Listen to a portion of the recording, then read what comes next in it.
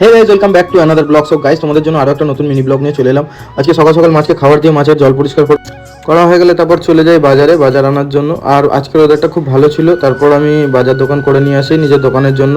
তারপরে আমি এখানে দেখো প্রায় বিলুপ্ত হতে চলেছে আমাদের এই চড়াই পাখি, আর আমাদের এখানে এখনও দেখা দিয়েছে, তাই আমি ভিডিওটা বানিয়ে। তারপরে চলে যাই দোকানে, বিকেল হয়ে যায়, দোকানে চলে যাই। দোকানে গিয়ে দোকানে ভালো করে কাউন্টার সব পরিষ্কার করে নিয়ে পরিষ্কার করে ভালো করে সব ঝাড় দিয়ে পরিষ্কার করে নিই।